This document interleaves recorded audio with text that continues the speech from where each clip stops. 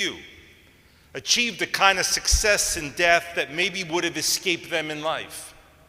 Maybe Kennedy would have lost his re-election.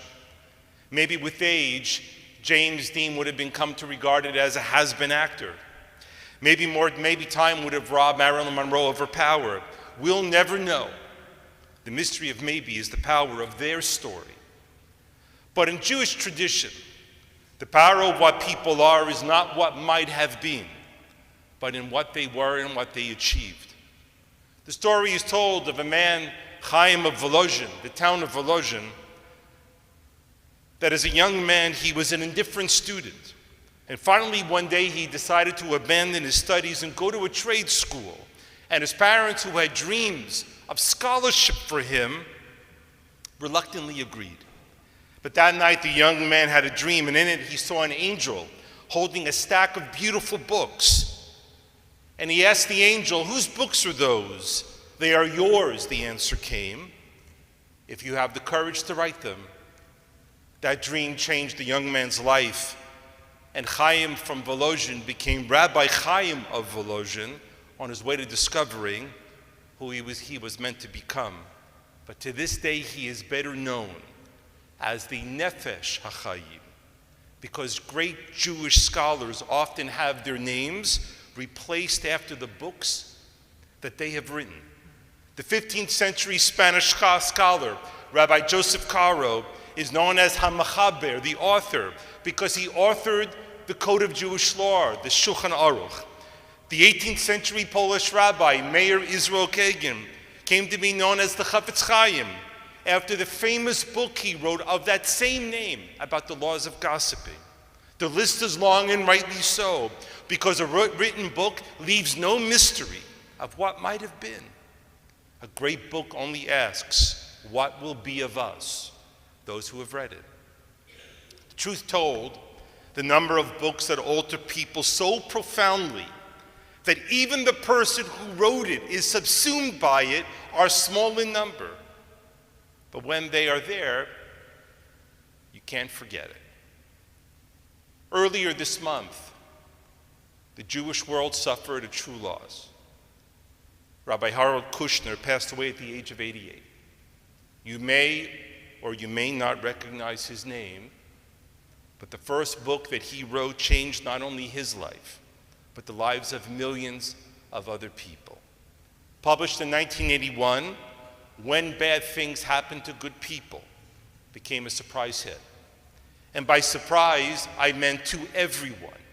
To Rabbi Kushner, to the 2 publishing houses that passed on it, to the New York Times bestsellers list, where it stayed for months before eventually reading position number 1. Millions of copies later, dozens of translations into other languages, and of the 8 books that he would go on to write, it is that one which he will forever be associated with. More than his name, the book is what people will know him for. And years ago when I met him, which was the first of a number of crossings that we would have, first at conventions, and then a chance meeting in Israel, and then an email which led to a conversation, and then ultimately him coming about 14 years ago to Beth Shalom to speak, he confided in me the mistake that most people made about his book. It's a mistake that they often make first when recalling its name. Lots of people, myself included by the way, would call it Why Bad Things Happen to Good People. Why bad things happen to good people. But trying to explain why bad things happen is the event horizon of theological work. Searching for definitive truths about God is impossible work. On one hand, there is a maximalist school which says that all things occur as the will of God.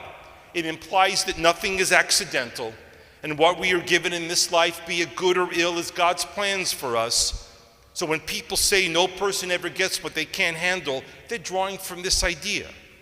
This was also the theory that I lived under for much of my formative years. And while it's profoundly comforting, as you experience life's rawness, you may find it leaves massive questions whose answers are often painful, hollow, and sometimes both. The minimalist extreme is absolutely nihilistic, denying any purpose or meaning to anything. It sees nothing of God in anything, and it leaves us feeling meaningless, abandoned, and fearful. But Harold Kushner was adamant that the book was not intended to explain why bad things happen. The fact is, we don't know why one person gets sick and another one doesn't. Rabbi Kushner argued in his book that God doesn't send illnesses to people. For him and for me, it is not possible to imagine God has some kind of weekly quota of illnesses that he has to distribute in the world. The book is titled, When Bad Things Happen to Good People. It asks how to stay good when life turns bad. The source of the book was the death of his son, Aaron.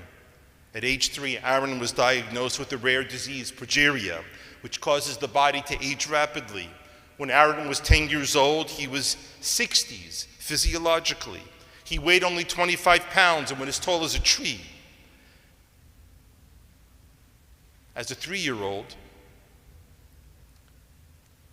and then in 1977, 2 days after his 14th birthday, he passed away. In an interview 30 years after that passing, Rabbi Kushner said, like a lot of children who feel that they're going to die soon, he was afraid that he would be forgotten because he didn't live long enough. But he didn't realize that parents never forget. And I promised I would tell his story. The story to be told was not just of illness, but of struggle and of heartache and of courage. One of the stories that Rabbi Kushner told me was when he and his wife, Suzette, heard a job was available at a shul closer in the heart of Boston. Boston was where their son went for treatment, and they desperately wanted that position because it would have saved them untold hours back and forth from their community in suburban Massachusetts. Rabbi Kushner replied and waited for an answer. And finally it came. No. They had given the job to someone else, and they were shattered. Later that day, the phone rang. It was friends of theirs. Rabbi, the caller said, be ready in 2 hours. We're taking you out to dinner. Now, he pleaded to make it another day, but to no luck. They were in no mood to go out, but the other couple simply wouldn't take no for an answer. They got picked up a few hours later, sat down to eat.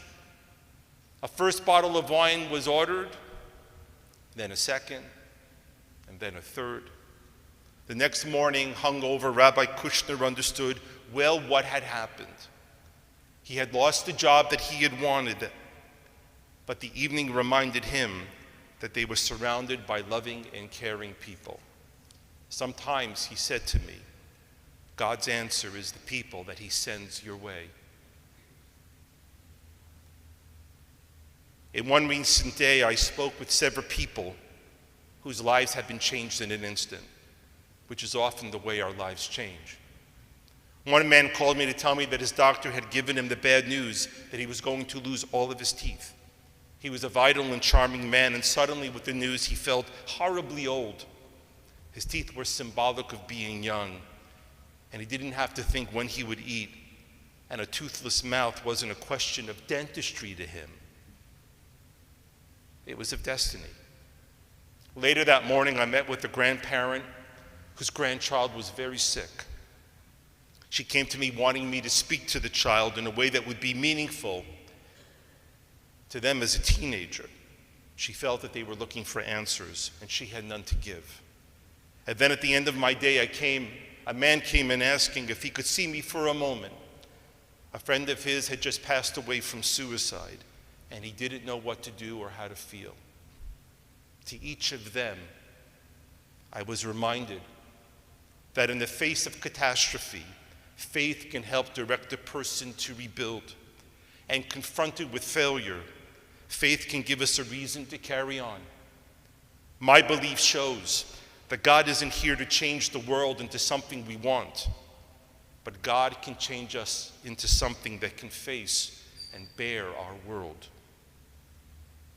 The holiday of Shavuot celebrates and commemorates the giving of the Aseret HaDibrot, of the 10 Commandments.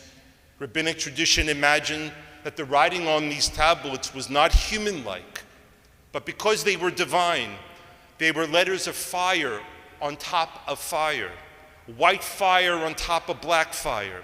It is for this reason that the Torah parchment must always be a light color, and the ink in the Torah must always be black. It is also a reflection of life. The world that we live in is a constant mixture of light and dark, of pain and joy, and of loss and frustration. The hard truth is that people who pray for miracles usually don't get them, any more than children who pray for bicycles or good grades get them. But people who pray for courage, for strength to bear the unbearable, for the grace to remember that what they have left in this world instead of what they have lost, very often find those prayers answered. And yet the words of Kohelet of Ecclesiastes must ring true. Of the writing of books, there is no end. The truth is, there is no end to the reasoning and speaking and theorizing about pain and loss. In fact, it can get to the point where these hurtful things become so abstract and chimeric, like an experiment that stays in a lab and never sees the light of day. But that is not the world that we live in. Here, we must endure the tearing away of people we love, where the loss and setbacks we face aren't theoretical, but very real. And despite all the talk of moral victories, about courage, about how life and difficulty can build character and strength, there abides another and more deeper truth that we must acknowledge. Rabbi Kushner once said that the loss of his son made him a better rabbi and a better person and a wiser, more compassionate man, and yet he would give it all back in an instant to have his son with him. And wouldn't we all? Shabbat Shalom, Chag Sameach.